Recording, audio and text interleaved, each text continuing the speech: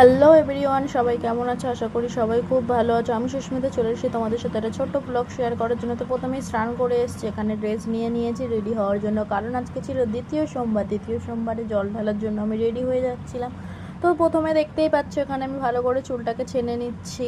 এখানে চুলে প্রচুর পরিমাণে জল ছিল, কেন জানি না। আমি মাথা মোছার পরেও চুল থেকে এত পরিমাণে জল বেরোতে, ভালো করে আমি জলটাকে চিরুনি দিয়েই ঝাড়িয়ে নিচ্ছিলাম, যাই বলো না কেন।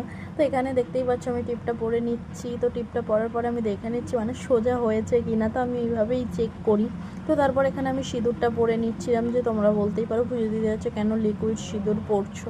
তো এখানে আমি লিকুইড সিঁদুরটা কেন অ্যাপ্লাই করেছি, এক্ষুনি শ্যাম্পু করে এসেছি, তো এই কারণে চুলটা যতক্ষণ না শেখায়।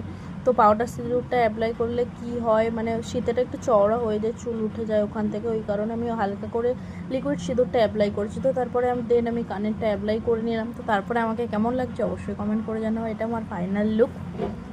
তো চলো বেরোনো যাক। তো আমি আর তোমার দাদাভাই যাচ্ছিলাম।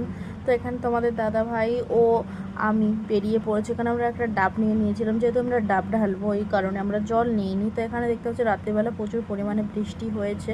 তো এখানে আমরা যেতে যেতে দেখলাম প্রচুর পরিমাণে রাস্তায় জল ঢল জমে আছে। তো এখানে চলে এসেছি আমরা মন্দিরের সামনেটা দেখতে পাচ্ছ যে কীরকম পরিস্থিতি।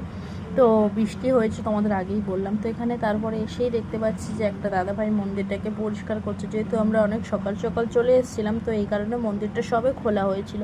তো এখানে দেখতে পাচ্ছ একটা শিবলিঙ্গ, কেমন অবশ্যই কমেন্ট করে জানাবে। তো এই সাইডটা শেরেবাড়ি মা ছিল, তো ওখানে গণেশ ঠাকুর, আর এই সাইডটাই ছিল একটা বজরং বলি, আর এই সাইডে ছিল বড় ঠাকুর, যেটাকে আমরা শনি ঠাকুর বা যাই হোক যেটাকে বলে থাকি। তো এখানে সেই ঠাকুরটাও ছিল, অনেকগুলোই ঠাকুর ছিল মন্দিরটার ভিতরে। তারপরে দেখতে পাচ্ছ এটা হচ্ছে আমাদের শিবলিঙ্গ, ওপর থেকে কলসিটা থেকে জল পড়ছিল, খুব সুন্দর লাগছিল। তো যেহেতু আমরা সকাল সকাল গেছিলাম আর আমাদের সাথে কেউ যায়নি, তোমাদের দাদাভাই আর আমি গেছিলাম জল ঢালতে। তো দুজনে মিলে একসাথেই আর কি, বললাম না জল নিয়ে যায়নি, ডাব নিয়ে যাচ্ছি, ডাবটা ঢালবো দুজনে একসাথে, তাই জন্য আর ভিডিও করা হয়নি। চলো বাই।